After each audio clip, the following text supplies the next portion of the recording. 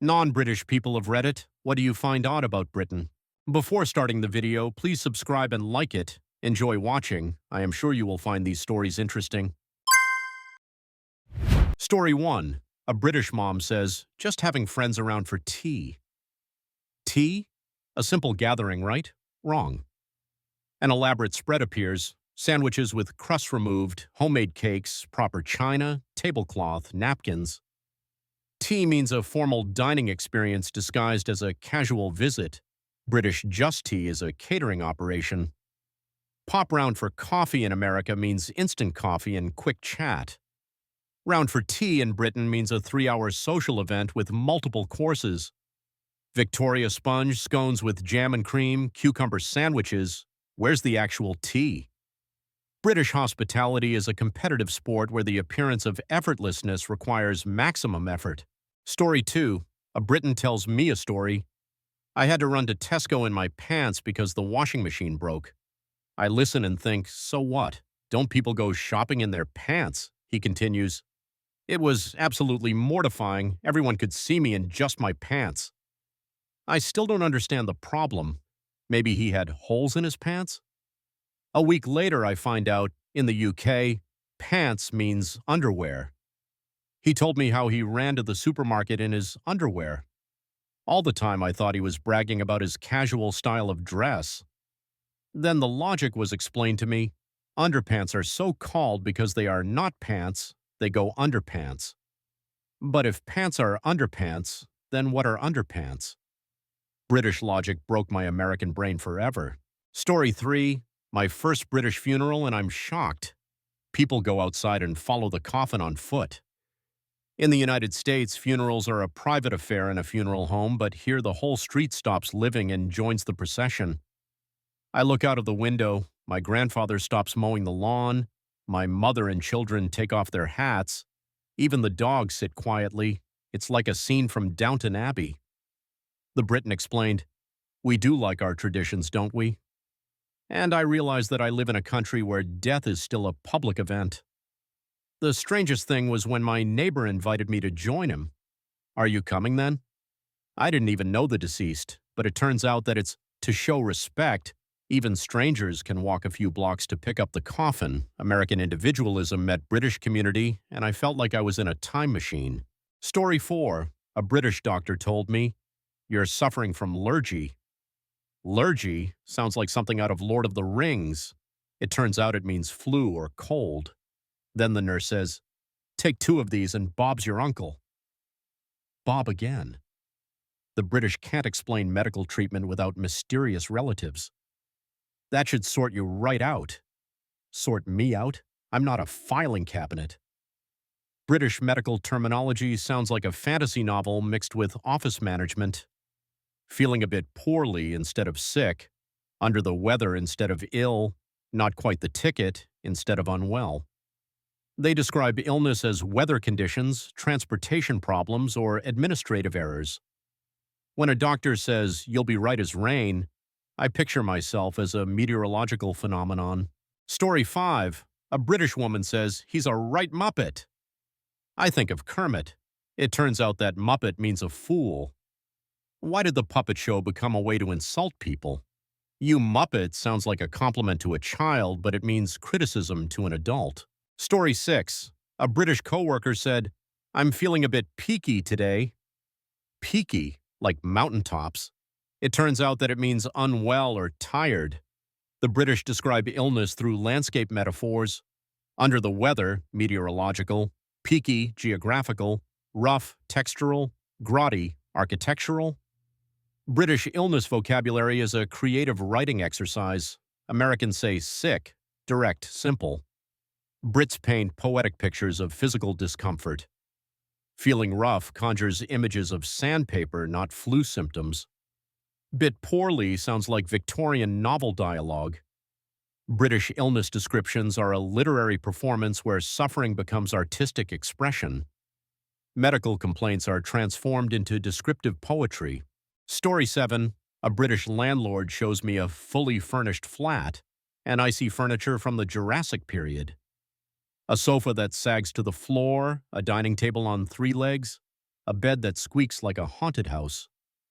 All mod cons, he says proudly. Mod cons? Modern conveniences? Where? Fully fitted kitchen means a microwave from 1985 and a leaking kettle. British rental furniture is museum pieces, but not valuable ones. Character property means everything is broken but charming. Landlord calls it vintage. I call it health hazard. Period features includes drafts, damp, and electrical wiring from the Queen Victoria's era. British rental descriptions are a creative fiction competition. Story 8. A British woman said, "That's completely barmy." Barmy? It sounds like beer foam. It turns out that it means crazy. Why did yeast become synonymous with madness? Your barmy sounds like a compliment to a brewer, but it means a doubt in mental capacity. Story 9. Trying to understand the heating system in a rented apartment is rocket science. The boiler has a timer with LCD display, radiator valves with numerical settings, immersion heater with separate controls, and a mysterious switch labeled Economy 7. The heating instructions are longer than the user manual for the space shuttle. Turn on pilot light, wait for ignition, adjust thermostat, set timer programming, open radiator valves gradually. American heating, flip switch, house warms up. Here, the heating system requires an engineering degree and the patience of a saint. Winter survival depends on mastering complex mechanical relationships between interconnected heating components requiring sequential activation protocols. Story 10. A British neighbor said, "Fancy coming around for Sunday roast?" I think, a quick lunch. I arrive at 1 p.m. and there's a gathering of the clan. 3 generations of family talking about politics, football, weather, all at the same time. Grandmother criticizes the government, uncle argues about Liverpool versus Manchester, kids grumble about school. And the food? Roast beef as the soul of a boot, vegetables boiled to surrender, Yorkshire pudding as cardboard. But the atmosphere is pure magic. In the United States, Sunday dinner is a microwaved convenience. Here it is a 3-hour social event. British Sunday roast isn't about food quality, it's about family warfare with cutlery, one expat joked. Accuracy level 100%. Story 11. The Briton shows me the menu. Black pudding. I think finally dessert. They bring something black that looks like a sausage. Oh yeah, everyone is happy to eat the flesh of a pig, but when you put some blood in the sausage, you all go nuts. It turns out it's not pudding, it's his blood. Black pudding is fucking delicious, they say. I thought I was going to eat a chocolate dessert. Story 12. The British grandmother said, "I'm just going to put my feet up." Feet up? Sounds relaxing. Wrong. It means settling in an armchair with tea, biscuits, television remote, magazine, knitting, crossword puzzle, and cell phone. Putting feet up is an elaborate comfort ritual. Americans relax means collapse exhausted. British feet up means organized leisure activity. Footstool positioned precisely, cushions fluffed, everything within arm's reach. Putting feet up requires more preparation than some jobs. British relaxation is carefully orchestrated comfort performance. Story 13. A British colleague says, "I need to get some fags from the shop." In the US, that's a homophobic slur, but here it's cigarettes. Then he said, "Can you pass me that rubber?" And I blush again, but he just wants an eraser. British English is a linguistic minefield for Americans. Every innocent word can mean something shocking. "I'm wearing my rubbers today. I need to knock you up tomorrow. Can you give me a fag?" The British don't understand why Americans blush and stutter all the time. And the worst thing is when a Briton says, "That's well rubber," and the American is thinking about something completely different. Cultural miscommunication at every turn. Story 14. Waiting for the bus at the bus stop, looking at the timetable. Pure fiction. Every 15 minutes means anywhere between 5 and 45 minutes. The bus arrives eventually, packed with people discussing bus service reliability. "They're usually more reliable than this," a passenger says kindly. Everyone knows buses are unreliable. Everyone pretends surprise when bus is late. British public transport operates on hope rather than schedules. Bus arrival time is a philosophical concept rather than practical information. Americans complain about late buses. Brits accept late buses as a natural phenomenon.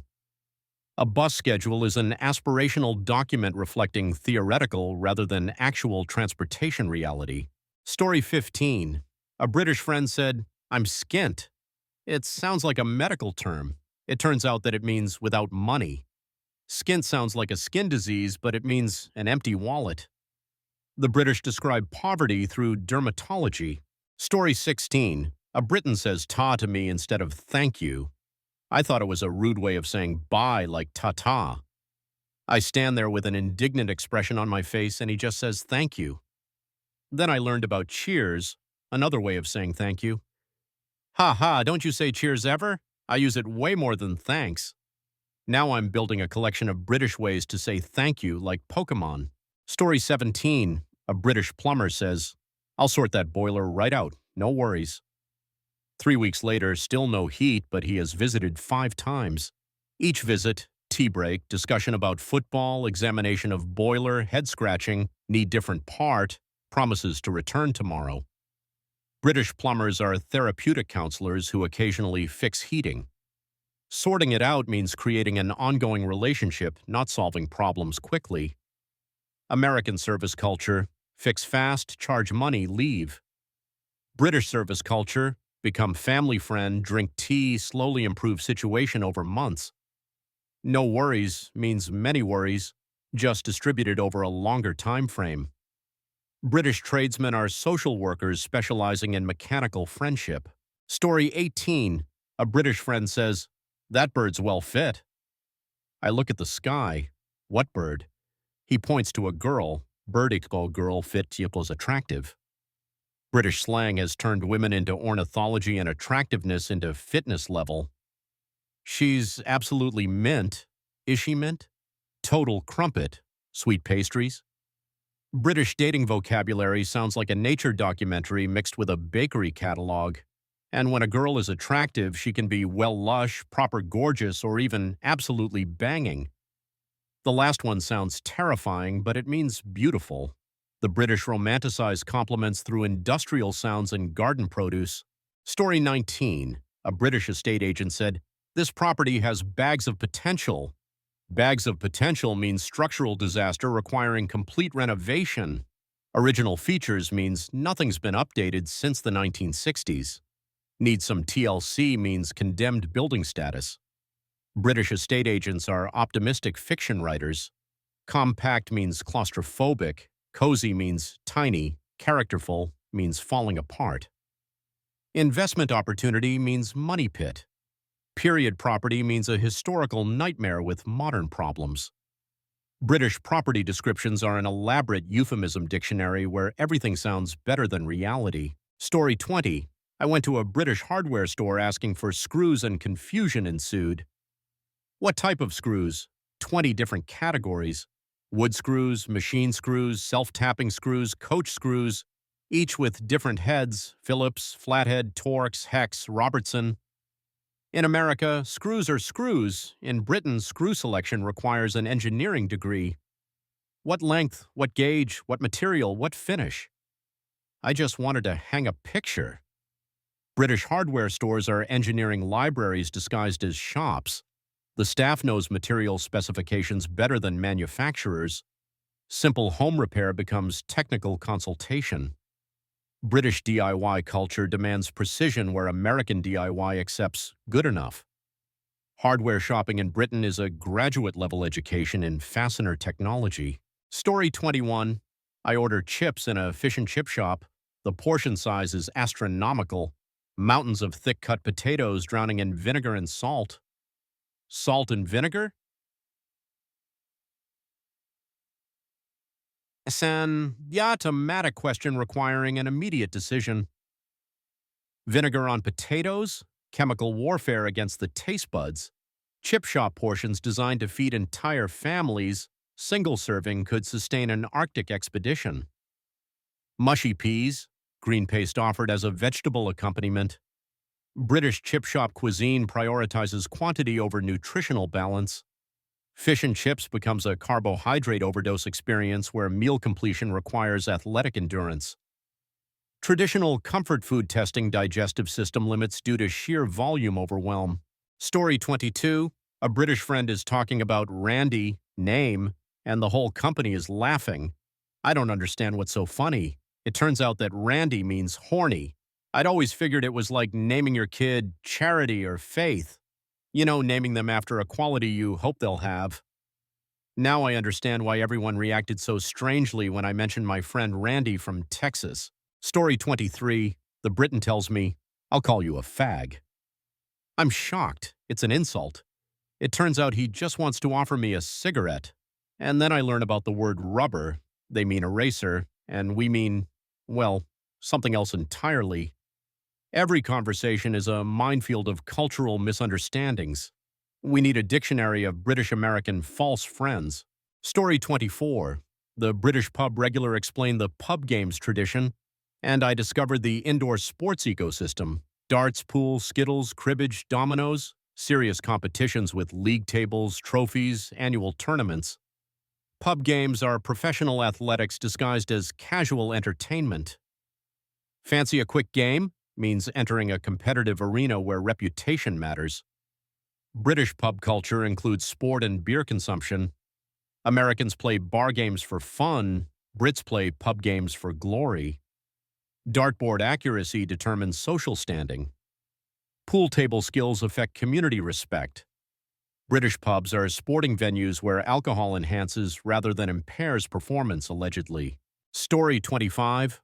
I'm standing in line at the post office and an old lady in front of me is sending a package. For 15 minutes, she discusses with the clerk the difference between first-class and second-class stamps. Will it get there Tuesday? Depends on the weather, love. Weather affects mail delivery. Then the conversation turns to her grandson's university, government postal policies, and the price of stamps back in the day. The line of 10 people waits patiently. No one complains. In our country, a post office visit is a business transaction. Here it is a social event where stamp purchasing requires community discussion. Sending a letter becomes a group therapy session about communication's declining standards and technology's impact on handwritten correspondence. Story 26. I walk into the British office in the morning and a colleague says, "Are you okay?" I panic. What's wrong? I check my clothes, hair, face. I see that you may have been hurt doing that thing that just happened to you, I think. And he just says, hello. For Americans, "Are you all right?" means a medical alert. For the British, it's just a simple hello. Context is everything. Story 27. The British neighbor said, "I'm just nipping to the shops." Nipping sounds like a dog bite. He returns 3 hours later with a pint of milk. Nipping used to mean a quick errand, but it has evolved into a neighborhood social tour. Met Mrs. Jenkins near the post office, 20-minute chat about the weather. Bumped into a school friend at Tesco, another 30 minutes of reminiscing. Queue at checkout, 15 minutes discussing government politics with a stranger. The British quick trip is a social expedition disguised as a grocery run. Americans make shopping lists and execute efficiently. The Brits use shopping as an excuse for community networking. Nipping out means disappearing into a social vortex where time loses meaning. A simple milk purchase becomes an anthropological field study of local social dynamics. Story 28. A British real estate agent shows me a cozy flat, a cupboard with a window. Bijou property, compact living, efficient space utilization are fancy ways of saying microscopic. Kitchen in the corridor, bedroom fits only a bed, living room where you can touch all the walls at once. It's got character, he says about damp spots and slanted floors. In the US, even closets are bigger. Cozy in British real estate means you'll develop claustrophobia. Period features means nothing works properly. Full of charm means structurally questionable. British estate agents are creative writers who specialize in euphemisms for tiny, broken properties. Story 29. Ordering a Sunday roast in a pub. Meal presentation ceremony. Yorkshire pudding towers over the plate like an architectural monument. Vegetables arranged with geometric precision. Gravy poured with theatrical flourish. Sunday roast serving becomes a performance art where presentation matters more than flavor. Would you like extra gravy? Gravy distribution requires customer consultation. British Sunday dining prioritizes visual spectacle over efficient nutrition delivery. Pub roast dinner becomes cultural theater where traditional food presentation follows established protocols requiring ceremonial appreciation rather than simple consumption. Story 30, first British work Christmas party, and I learned about fancy dress confusion. Email said fancy dress optional. I wore a suit and tie, felt overdressed. Everyone else dressed like cartoon characters. Fancy dress means costumes, not formal wear. British Christmas parties are Halloween without horror themes. Accountants dressed as superheroes, managers as pirates, secretaries as Disney princesses. Fancy dress in America means elegant attire. In Britain, it means ridiculous costumes. British workplace Christmas parties are about professional dignity abandoned for one night. Watching a serious banker dressed as Where's Wally negotiate with an HR director dressed as a fairy godmother is a real corporate experience. British Christmas party fancy dress is an annual permission for adults to play dress-up without judgment. Story 31. Watching a cricket match on TV in a pub. Rules completely mystifying. Good shot. Ball hit slowly. Brilliant bowling. Ball thrown underhand. Cricket commentary sounds like philosophical poetry. He's played that rather well. Lovely bit of cricket. That's quite unnecessary. Americans understand baseball, run bases, score runs. Cricket involves wickets, overs, maidens, and terminology borrowed from medieval romance novels. He's been given his marching orders, military metaphors for sports situations. Cricket watching becomes a cultural immersion where appreciation requires historical linguistics education rather than athletic understanding. Story 32. I went to a British charity shop and it was a treasure hunt. Things of dead people, old wedding dresses, vintage crockery, books from the 1960s. In the United States, thrift stores are a second-hand necessity, but here it's an archaeological expedition. Elderly volunteers know the history of each donated item. This jumper belonged to Mrs. Henderson, lovely lady, passed last spring. They sell clothes with biographies. British charity shops are museums where everything is for sale. The strangest thing is the social hierarchy. Oxfam for the middle class, British Heart Foundation for the working class, cancer research for everyone. Choosing a charity shop is about declaring your social position. I only shop at Oxfam, darling, is not about books, it's about identity. Story 33. This is the first time I've heard of the MOT test for cars, a mandatory annual inspection. Car MOT requires a professional examination of everything: brakes, lights, emissions, tires, windshield wipers, seat belts. Failed MOT means the car is legally undrivable until repairs are completed. Your headlight alignment is 2 degrees off specification. 2 degrees? MOT testing turns car ownership into an annual engineering audit where microscopic defects become legal violations. American car inspection, basic safety check. British MOT, forensic vehicle analysis where technical precision determines road legality. Car maintenance is becoming a scientific endeavor requiring laboratory-level accuracy for continued operation authorization. Story 34. I rent a car, the driving test starts immediately. Roundabouts everywhere are traffic puzzle games. Enter roundabout, navigate multiple exits, hope GPS is not confused. Give way to traffic from ride. What traffic? Everyone's circling constantly. Roundabout negotiation requires advanced spatial reasoning and mind-reading skills to predict other drivers' intentions. Traffic lights are rare, roundabouts are the preferred solution for every intersection. American traffic, stop signs and traffic lights provide clear instructions. British traffic, circular chaos where politeness and timing determine survival. Driving becomes a continuous geometry problem with social etiquette overlay. Story 35. I walked into a British butcher shop and the cultural education began. Cuts of meat with unfamiliar names. Mince is not ground beef. Gammon is not ham. Offal sounds awful. The butcher explains each animal part's culinary purpose in enthusiastic detail. Lovely bit of liver. How is liver lovely? British butchers are professors of animal anatomy with sales personalities. Americans buy pre-packaged meat. Brits discuss animal parts with experts.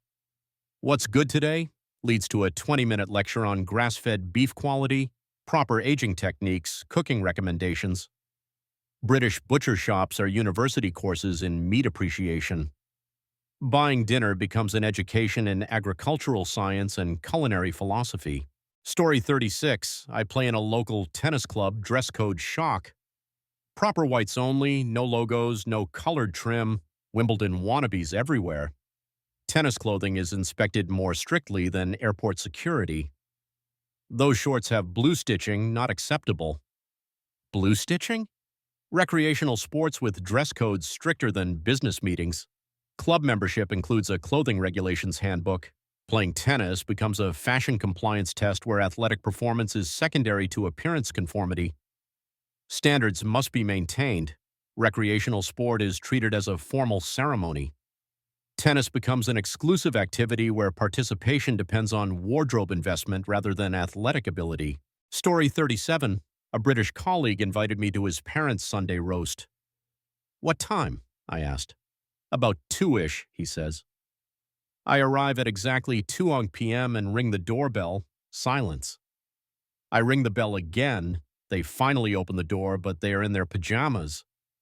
It turns out that 2-ish means somewhere between 2 and 4:30, but probably closer to 3, maybe even 4. Then I learned about the British understanding of time. In a minute means 5 minutes until next week, shortly means whenever I want, and just popping to the shops means a half-day expedition with a possible stop at 3 pubs. American punctuality met British flexibility and lost. Story 38. I try to buy candy in the store, blank stares everywhere.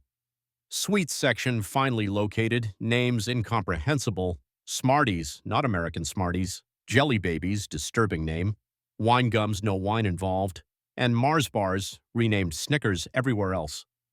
The British confectionery naming convention is designed for confusion. Fudge means different candy entirely. Chocolate purchasing requires a translation guide. Sugar products with British branding exist in a parallel universe where familiar names mean completely different things. Candy shopping becomes an archaeological expedition through alternative confectionery evolution. Story 39. I went to Boots to buy Band-Aids. The saleswoman looks at me as if I were an alien from outer space. Excuse me, she says. Band-Aids, for cuts? She still doesn't understand. Finally, another customer says, He means plasters, love. Plasters? I thought plaster was something you used to plaster walls with. It turns out that the British call plasters plaster. Then I learned about other translation traps: elevator, lift, candy, sweets, vacation, holiday, shopping cart, trolley, parking lot, car park. Every trip to the grocery store is a lesson in English. The worst is when you try to buy a rubber eraser and people blush and look away. Story 40. I'm walking down the street and it starts to rain. People come out of nowhere with umbrellas. Every single person carries an umbrella in Britain. Tiny pocket umbrellas, massive golf umbrellas, automatic umbrellas, manual umbrellas, umbrella shops on every corner, and it's a boom industry here. Always be prepared for rain is the national motto. In our country, rain is an inconvenience. Here, rain is a lifestyle requirement demanding specialized equipment. Weather apps show rain probability. People plan umbrellas accordingly. The British relationship with rain is a military logistics operation. Leaving house without an umbrella is social suicide equivalent. Rain preparedness determines survival fitness in this country. Story 41. I went to the British cinema and got a culture shock. People talk during movies. That's the bloke from EastEnders, whispered loudly during serious drama. Audience participation is not just accepted, it's expected. Horror movies become comedy shows with running commentary. Behind you, shouted at screen during suspense scenes. British cinema audiences are an interactive experience. Americans sit silently, occasionally whisper. Brits treat cinema as a living room with 200 strangers, popcorn crunching, sweet wrapper rustling, mobile phones ringing, and nobody complains. Shush is considered rude, participation is considered normal. British films become community events rather than individual experiences. Story 42. A British librarian said, "Books are due back Fortnight Tuesday." Fortnight Tuesday? Americans use weeks, Brits use fortnights. 14 days becomes specialized vocabulary. Fortnight sounds medieval, meaning 2 weeks exactly. British time measurement includes historical terms Americans abandoned. Sennight, 7 nights. Fortnight, 14 nights. They measure time in sleep cycles. Library due dates require translation from Old English. British temporal vocabulary preserves linguistic archaeology. Americans simplified time measurement. Brits maintain traditional complexity. Library visits become history lessons where checking out books requires understanding obsolete calendar terminology. Story 43. I went to a British supermarket to buy a simple orange juice. I find a shelf full of concentrates. Squash, cordial, concentrated orange. Where's the simple juice? I take one thinking it's like our from concentrate. I come home, pour myself a glass, and it's liquid sugar. I almost broke my teeth. It turns out you have to dilute it with water. We tend to mix up a whole pitcher at a time, not glass by glass, the neighbor explained. They even have instructions on the side of the juice. Every glass is a chemistry experiment. And the worst thing is when you order orange juice in a restaurant, and they bring you this concentrate with water. I didn't understand why someone asked me if I wanted orange juice, then handed me a glass of water. British juice is a DIY project, not a ready-made drink. Story 44. Visiting a charity shop, a treasure hunting experience. Donated clothes with tags still attached. Books from decades past. Random household objects with mysterious purposes. That's a lovely find. Volunteer enthusiastic about a chipped teacup. Charity shop browsing becomes a historical exploration where previous owners' lives are revealed through abandoned possessions. Mrs. Henderson donated this jumper, lovely lady. Personal histories are attached to merchandise. Shopping for secondhand goods includes biographical information about previous ownership. Charity shops function as community museums where personal artifacts are sold with cultural context rather than pure commerce. Story 45. A British colleague said, "I'm going to the piss tonight." I think of the toilet and look surprised. She laughs, "No, getting drunk." It turns out that going on the piss means going to get drunk. But the strangest thing is how often they do it. Binge drinking is a staple part of English youth culture, and it's true. Every Friday and Saturday, blackout drunk is the norm. People drink in the US too, but the British have turned it into a national sport. They have a special vocabulary: bladdered, legless, absolutely steaming, off your tits. It's like a poetic description of different stages of alcohol intoxication. And the next morning, everyone comes to work and casually discusses what they did last night. "I was absolutely mental last night" is not a prize for knowledge of problems, but a normal Monday conversation. Story 46. The British say, "going on the piss," and I think of the toilet. It turns out that it means going to get drunk. Binge drinking is a staple part of English youth culture. We wouldn't be the same without it. Every weekend is blackout drunk as a norm. People drink in the US too, but here it's like a national sport. Going on the piss sounds so innocent, but in reality it's a plan to destroy your liver. Story 47. A British landlord shows me the electrical system in his apartment. Every outlet has a switch on the wall. "Why?" I ask. "Safety, mate. We have the safest power system in the goddamn world." He explains about three-pronged plugs, fuses in each plug, covers over the holes. It seems logical, but why do I need 3 buttons to turn on the kettle? I turn it on the wall. Okay, insert the plug. Okay, I press the button on the appliance. It finally works. Even the TV. The power button doesn't turn it on completely. You have to press channel up. "Americans don't have switches on sockets?" He was surprised. "No, our sockets work 24/7, as they should.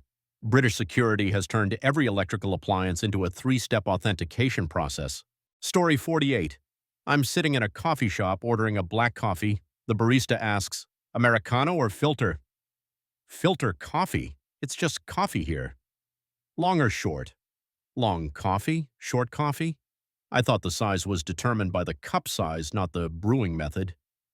Single or double shot? A shot of what? It's coffee, not alcohol. Coffee ordering in the UK needs a vocabulary lesson. Flat white, cortado, macchiato, Gibraltar. Each option requires an explanation. In our country, coffee is coffee with or without milk. Here, coffee is an academic subject with terminology borrowed from Italy, Australia, and presumably geography, Gibraltar coffee. Ordering caffeine becomes a linguistic adventure. Story 49. My British friend says, What do you want for tea? I look at the clock. It's 6 p.m. He asks about tea. It turns out that tea is dinner, not a drink, but food. I would like a chip buddy, please, mate. What would you like for tea? The American brain simply could not process this information. Why is dinner called a drink? It's like if we called breakfast coffee and lunch soda. Story 50. My first British house party, and I'm shocked by the farewell ritual. Every guest spends at least 20 minutes at the door saying goodbye. Right then, we better be off, someone says at 10 p.m. I think they are leaving, but no, this is the beginning of the farewell ceremony. Lovely evening, thanks for having us, absolutely brilliant. 5 minutes. Then coat retrieval, another 10 minutes with talk about the weather tomorrow. Mind how you go, safe journey home, text when you get there, another 5 minutes. In the U.S., goodbyes are thanks, bye, and you're gone. Here, it's an elaborate theatrical performance. The worst part is that when everyone is finally ready to leave, someone remembers a forgotten story and the whole process starts again. Oh, that reminds me. And there you are, stuck at the door for another half hour. The British goodbye is not an exit strategy, it's an extended social obligation. Story 51. A British woman says, I'm at 6s and 7s. Meth? It turns out that it means confusion. 6s and 7s equals chaos in the head. Why is confusion described through random numbers? The British have turned arithmetic into a psychological state. Story 52. The British say, don't be such a plonker. Plonker sounds like a plumber's tool. It turns out that it means fool. You plonker is an insult about a random object. The British have turned every word into a way to insult each other. Story 53. A British friend says, come round for dinner Sunday. I arrive at 1 p.m. and everything is closed. Shops, restaurants, even some cafes. Everything shuts down for most Sundays, and city center shops close at or before 6 p.m. How do people live when they have free time only when everything is closed? Sundays here are like a zombie apocalypse. The streets are empty. Everything is dead. Story 54. A British teenager said, that's bare good. Bare good? Naked good? British youth slang evolves faster than virus mutations. That's peng, good. It's peak, bad. Allow it, stop. Wagwan, what's up? Londoners speak a different language every year. American slang remains recognizable for decades. British slang changes monthly. Trying to understand British teenagers is linguistic archaeology. Words mean the opposite of logical interpretation. Sick means good. Wicked means excellent.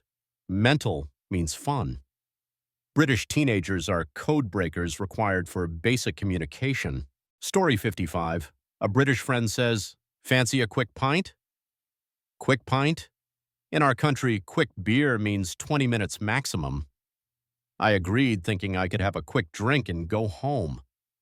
4 hours later, I'm sitting in the fourth pub, listening to a discussion about whether Liverpool played correctly against Chelsea in 1987.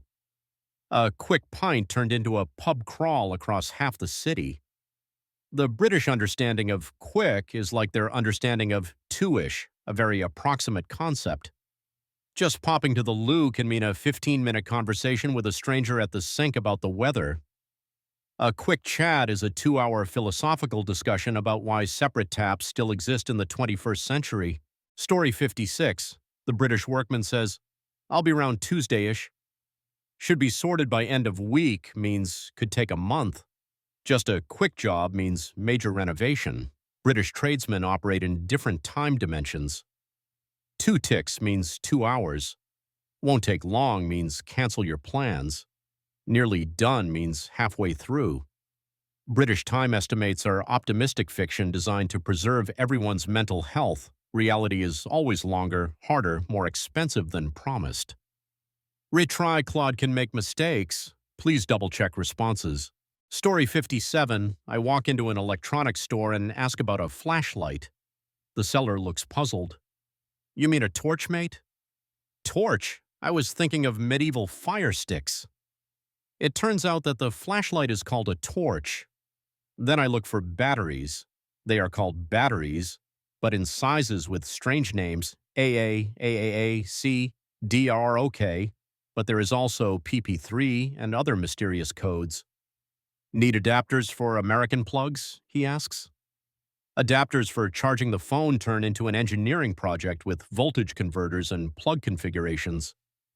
Buying a simple flashlight becomes an international electronics compatibility course where every device needs to be translated between electrical systems.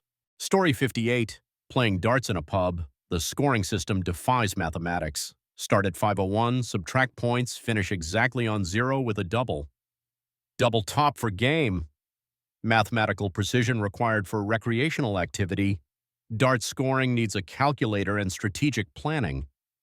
He's left himself on 127, tricky finish. Mental arithmetic is a spectator sport where numerical combinations are analyzed like chess moves. American bar games emphasize fun over calculation. British pub darts demands mathematical expertise, turning casual entertainment into an intellectual challenge. Playing darts becomes an educational exercise where geometry, arithmetic, and strategy converge into a competitive precision sport requiring academic preparation. Story 59. I went to a pub to order fish and chips. I wait 5 minutes, the bartender flirts with the regulars. Are you okay there? He finally turns to me. I order my food, he says. Kitchen's a little backed up, probably 20 minutes. I sit down and wait. An hour later, the food arrives. Fish like cardboard, chips soggy like a newspaper in the rain. How's the grub? The proud bartender asks. In the U.S., bad service means bad tips. Here, bad service means authentic experience. Food's not the point, mate, the local regular explained. Pub's about atmosphere, innit? Atmosphere is a nice word for slow service and questionable cuisine, but somehow everybody's happy here. Story 60. The first British work meeting is pure chaos. Everyone talks over everyone. Ye loon about football interrupted by business discussion, tea breaks every 30 minutes. Shall we have a brew? Stops presentations. Right, moving on then. No one has moved on, still discussing previous point. British meetings are social gatherings disguised as work. Americans do business first, socialize after. Brits socialize constantly. Business happens accidentally. Let's park that thought means to forget forever. Circle back means never happening. Touch base offline means to avoid responsibility. British corporate speak is polite ways to say no without saying no. Story 61. I go to a local leisure center. Membership options are overwhelming. Off-peak membership, student discounts, family packages, senior concessions, corporate rates. The pricing structure is more complex than airline tickets.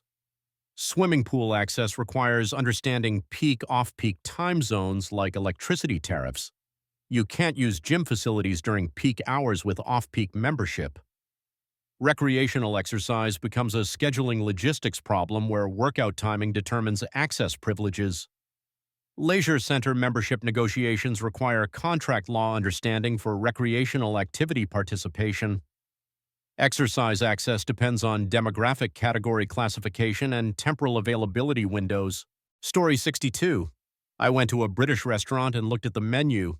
Bangers and mash, toad in the hole, spotted dick, bubble and squeak.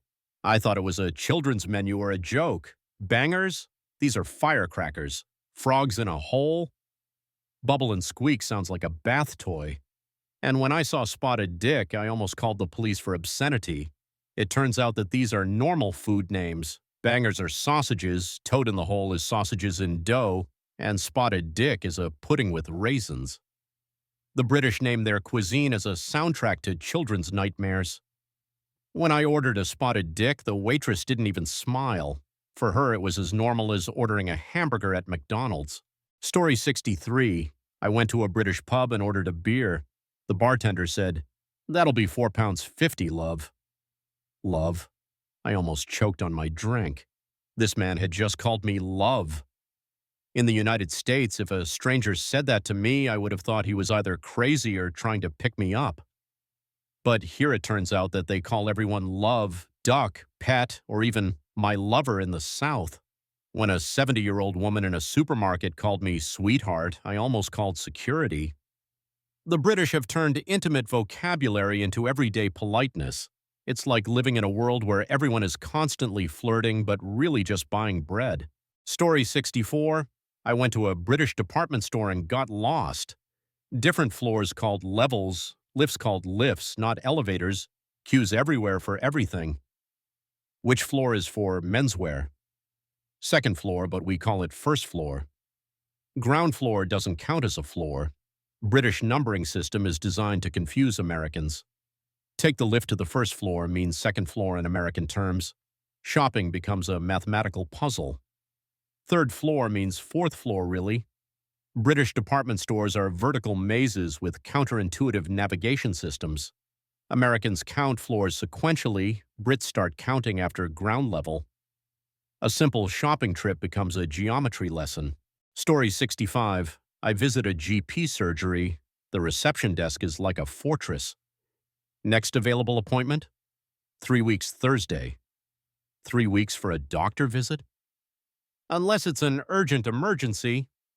Emergency means dying, urgent means severe pain. Everything else waits 3 weeks. Appointment booking system designed for patient discouragement.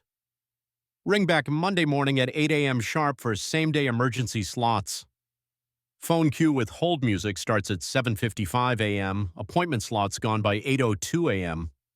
Healthcare access requires military precision timing and persistence levels testing human endurance limits.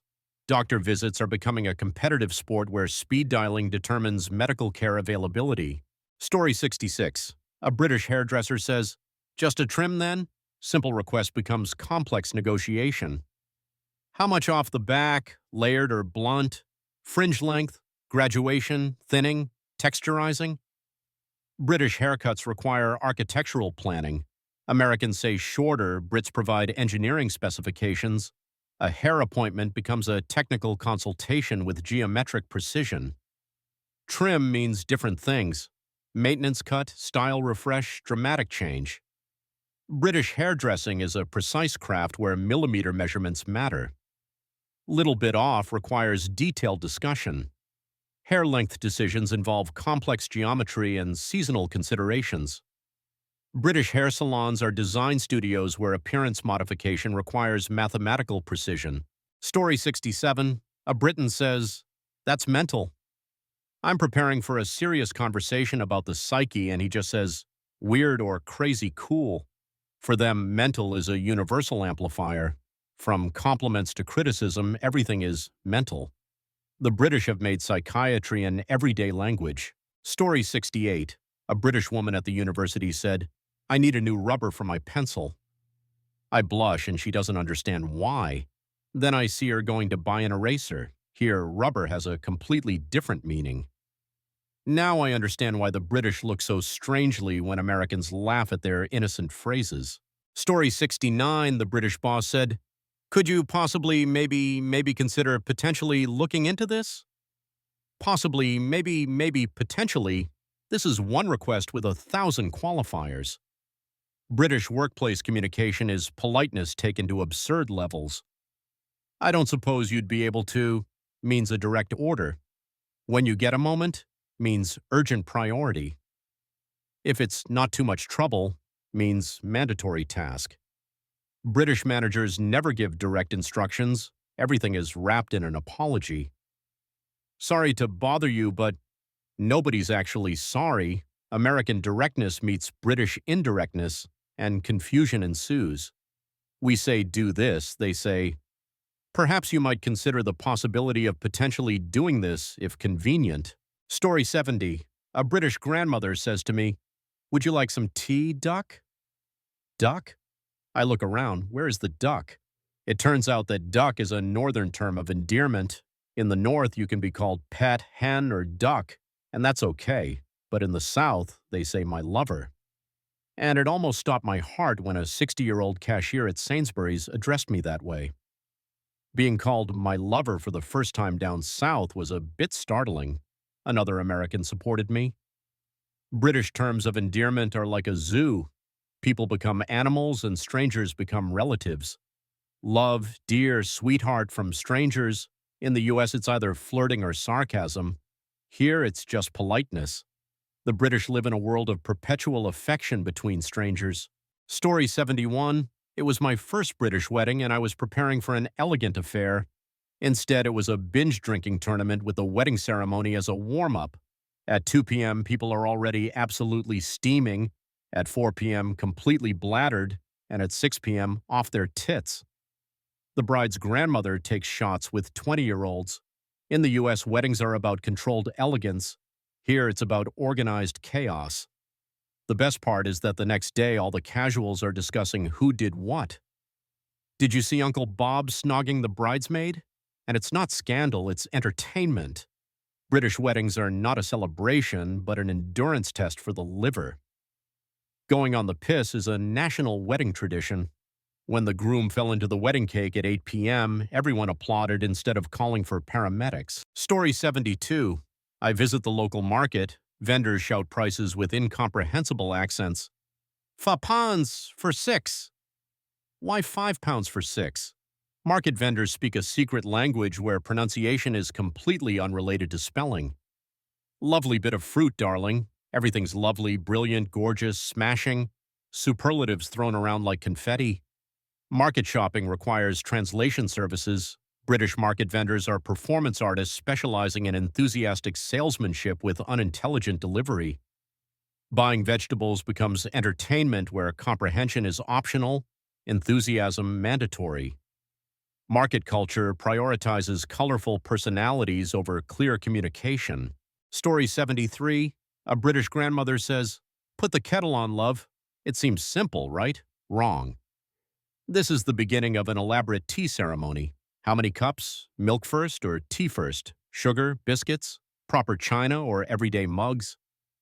Tea solves everything is a British philosophy. Having a bad day? Tea. Good news? Tea. Visitor arrives? Tea. Someone dies? Tea. I'm a Brit and honestly don't love tea, but I drink a minimum of 2 cups a day. It's almost like it's built into my DNA to drink it, or the Queen will drop-kick me in front of a moving tube train. Genetic programming. Tea is not a beverage, it is a cultural obligation. Refusing tea is like refusing the Queen's handshake. Story 74. A Briton says, I need to spend a penny at the bog. Bog? I think about the swamp. It turns out that bog is a toilet. Why is the largest room in the house named after a wetland? The British have turned natural ecosystems into plumbing terminology. Story 75. A British colleague said, I'm having a clear-out. Sounds harmless, right? It turns out it's a major life reorganization.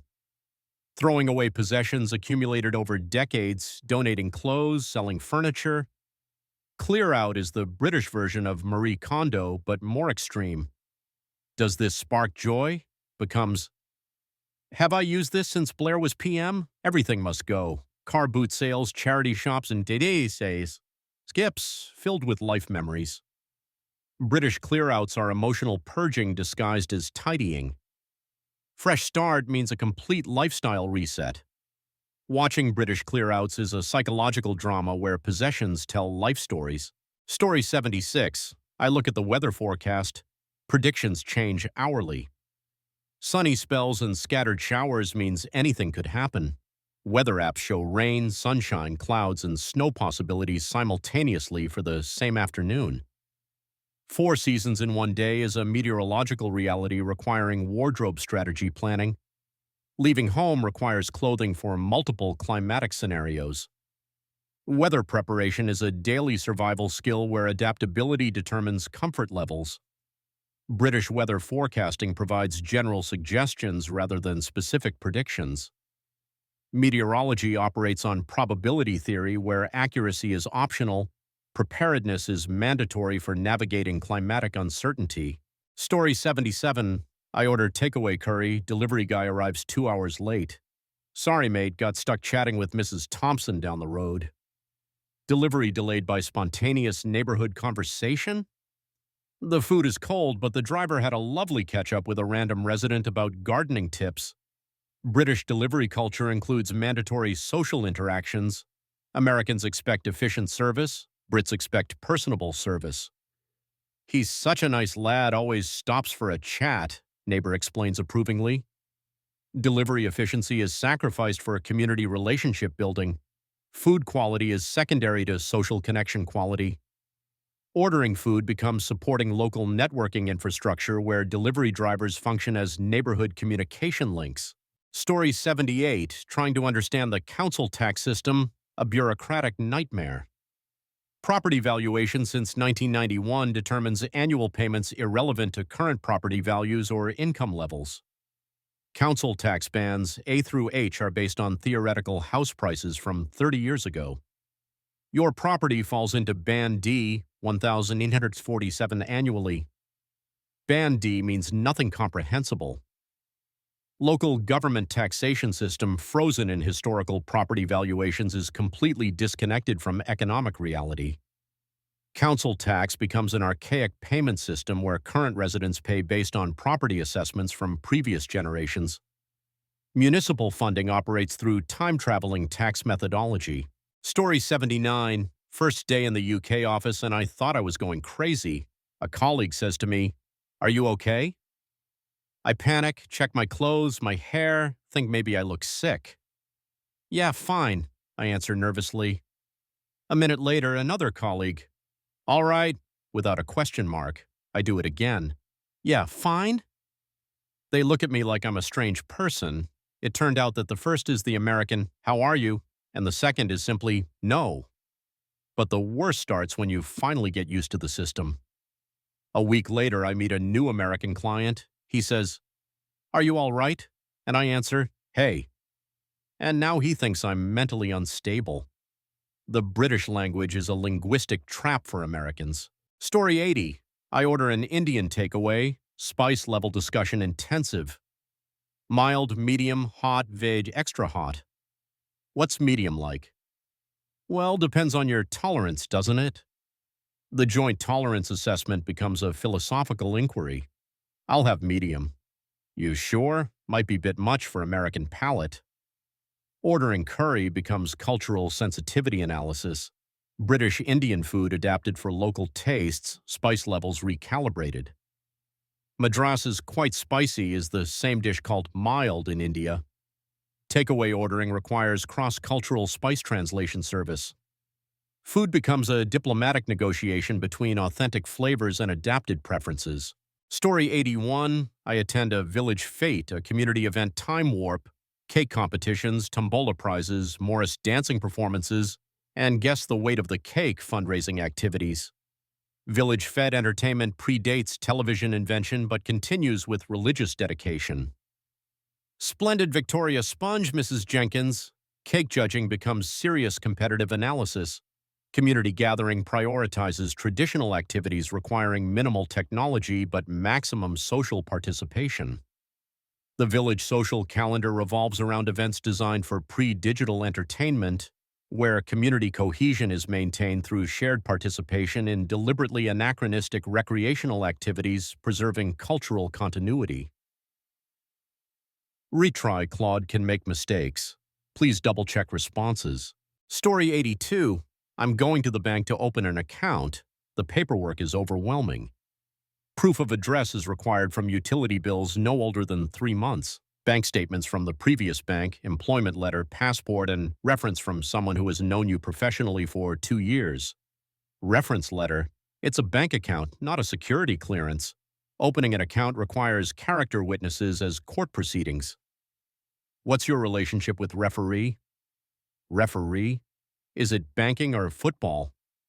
Financial institutions here operate like exclusive clubs where membership requires personal recommendations. Simple banking becomes a social networking exercise where financial services depend on community vouching system. Story 83.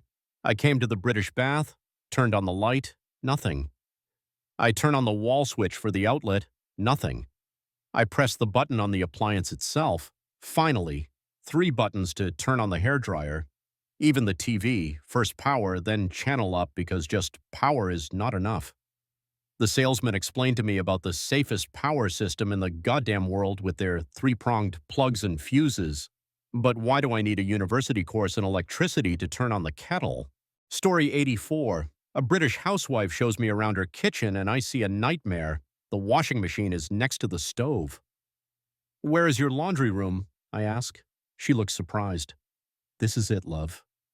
Is it normal to have a washing machine between the refrigerator and the sink? In the US, it's a sanitary violation. Then I see that there is no dryer at all. Where do you dry clothes? On the radiators or outside line.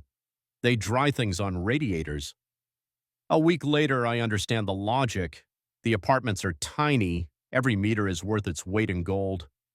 American laundry rooms are a luxury that they can't afford here. But when she started ironing everything every week, even socks and underwear, I realized that the British compensate for the lack of technology with old-school thoroughness. Ironing is like meditation for them.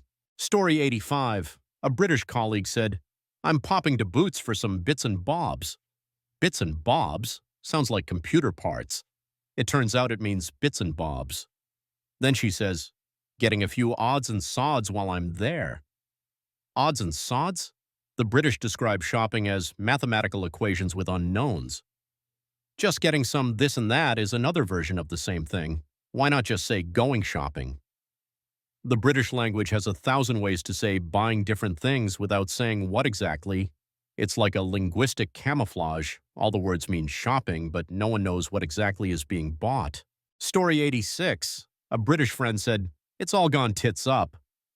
I blush, but he's just describing a failure. Tits up means everything went wrong. Why does the anatomy of women describe disasters? British slang is an anatomical atlas of accidents. Story 87. Grocery shopping in Tesco, looking at checkout queues is strategic decision-making. Self-checkout machines with complicated interfaces, regular checkouts with chatty operators. Choose the wrong line and you're trapped in a conversation about the weather with the cashier and 3 customers ahead. Lovely day, isn't it? Spreads through the entire queue like a conversational virus. In America, checkout interaction, scan, pay, leave. Here, checkout interaction, community social networking session. Any plans for a weekend? From cashier to stranger is normal behavior.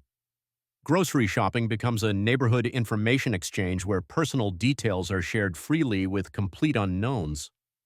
Checkout lines are impromptu community meetings disguised as retail transactions. Story 88. Trying to navigate narrow country lanes, automotive adventure. Single-track roads with passing places, stone walls inches from mirrors, sheep blocking traffic casually. Mind the dry stone walls. Wall repair costs exceeding car insurance deductibles. Country driving requires precision piloting skills to navigate medieval road infrastructure with modern vehicles. Passing oncoming traffic requires diplomatic negotiation about who reverses to the nearest passing place. Rural transportation becomes a social cooperation exercise where politeness determines traffic flow efficiency more than traffic regulations or road engineering.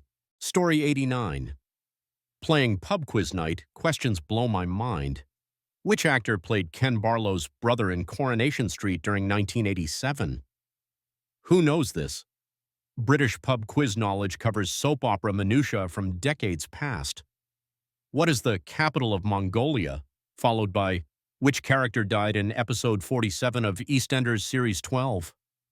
Real geography mixed with fictional television history, American bar trivia, sports, movies, general knowledge, British pub quiz, Cultural archaeology requiring encyclopedic knowledge of television programming history. Winning pub quiz means mastering British popular culture dating back to television's invention. Quiz night is a cultural integration exam disguised as entertainment where failure means incomplete Britishness. Story 90. I read the newspaper in a cafe. The headlines blow my mind. Furia's council bins collection delayed. Front page news about garbage pickup. Outrage over parking meter price rise. Parking fees as a national crisis. British newspapers treat local administrative issues as international incidents. We have front-page news, wars, elections, disasters. Here, the front-page news is bin collection schedule changes, council tax increases, roadworks delays. Reading British local news is an insight into community priorities where municipal services matter more than global politics. Residents slam new traffic lights installation, slamming traffic safety improvements as a political controversy. British democracy operates at an intensely local level where every civic decision becomes a public debate. Story 91. A British neighbor said, "Could you keep an eye on the house while we're away?" Easy favor, right? Wrong. It means feed cats, water plants, collect mail, move curtains to fake occupancy, turn lights on/off in different rooms. Just pop in once a day means become temporary resident. British favors are iceberg situations. Simple request means complex commitment. Won't take a minute means several hours. If you don't mind means you can't refuse without being rude. British politeness is an elaborate way to get maximum help with minimum directness. Story 92. A British woman says, "I'm having a mare." A mare? Where? It turns out that nightmare was shortened to mare, and now it means a terrible day. Having a mare and feels everything is going wrong.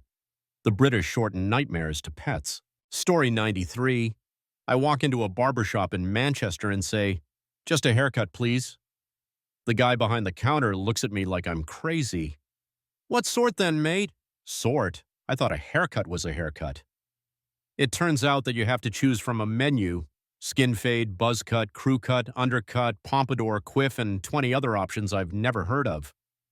Beard trim and well, beard. I've had stubble for 2 days. Even stubble here has a professional maintenance program. American barbershops, sit down, get a haircut, leave. Here, every haircut is a consultation with a hair architect. Number 2 on the sides, scissor cut on top, fade at the temples, square back or rounded. I just wanted to look presentable, and I got a graduate course in follicular engineering. Story 94. First British party, and everyone is saying, "Cheers." I look around. Where is the alcohol? No one is holding a glass, but everyone is saying cheers. It turns out that it means thank you. Then I found out a secret. The British say cheers more often than Americans say thank you. Cheers for that, cheers mate, cheers then is like a national mantra. And the funniest thing is phone conversations. A Briton ends a call. Right then, cheers for that, thanks very much, brilliant, cheers thanks, bye then, cheers bye. I counted 8 different ways to say thank you and goodbye in one phrase. Americans say thanks bye for 2 seconds. The British make it a whole ritual of saying goodbye. Story 95. A British man invited me to lunch with his parents. "You're welcome to come along," he said. I thought, cool, a free lunch. I came, sat down at the table, and started eating. Everyone was looking at me strangely.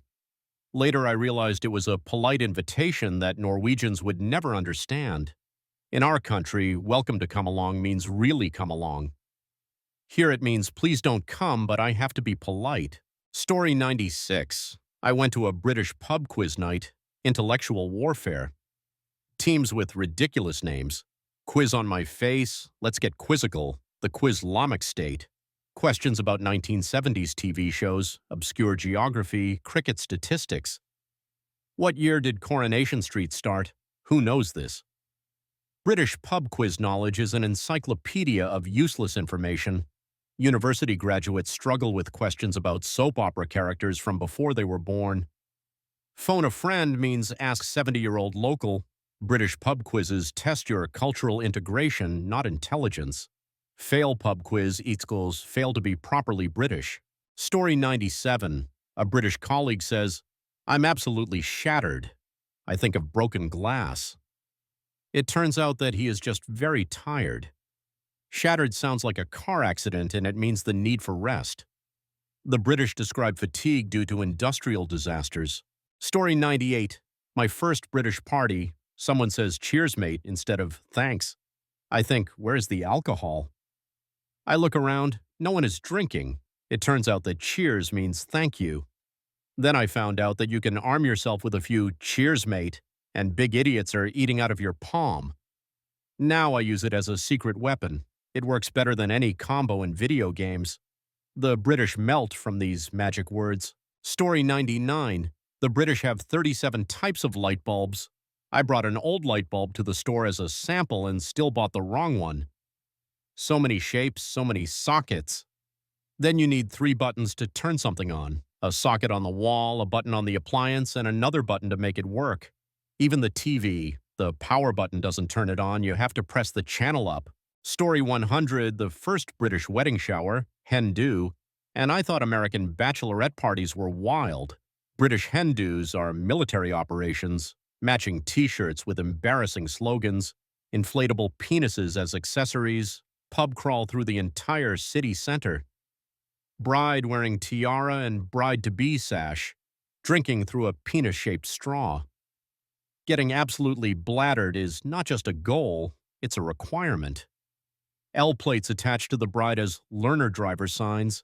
British hen do's is public humiliation disguised as celebration. Americans keep bachelorette parties private. Brits make them street theater.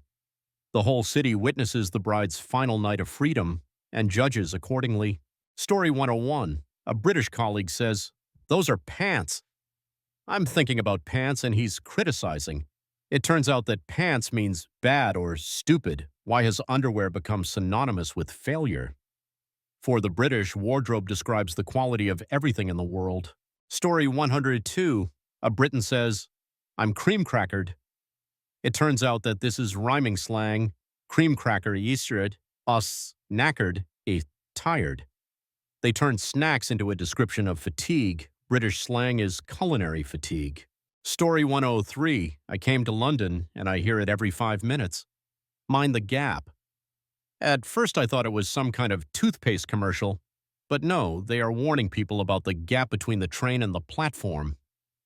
111 gap-related injuries on the tube last year, and I realized the seriousness of the situation. Every 3 days or so, some dipshit falls into the hole. We have a maximum of stand clear of the closing doors, and here we have a whole safety course every 5 minutes. Story 104. A British pub landlord says, "Last orders," at 10:30 p.m. Last orders? Pub closes at 11? In America, bars are open until 2 a.m. minimum. British drinking hours is a government-controlled fun schedule. Drink up means chug alcohol faster than humanly possible. British pub closing time is a Cinderella scenario where alcohol disappears at midnight stroke. Time, gentlemen, please. Nobody's gentle, everyone's rushing. British pubs create artificial urgency, drink fast or go home sober. Legal closing times turn social drinking into an athletic event. Speed drinking is a British invention born from restrictive licensing laws. Story 105. A British teenager explained British school uniform rules, and my mind exploded. Specific shoe colors, sock heights, tie knots, blazer buttons, hair accessory regulations, makeup restrictions, jewelry limitations. Handbook thicker than constitutional amendments. British schools regulate appearance details Americans consider personal freedom. Proper uniform ensures academic focus. Apparently, learning requires identical appearance. Teachers measure skirt lengths with rulers, inspect nail polish colors, confiscate inappropriate hair ties. The British education system treats appearance conformity as an academic prerequisite. American schools express individuality, focus on learning. British schools achieve uniformity, then learn. School uniform enforcement is a daily fashion police operation where creativity is criminalized. Story 106. First day in a British supermarket. I go to buy bread. I see all the shelves with some white soft stuff called bread. Where's the real bread with a crispy crust?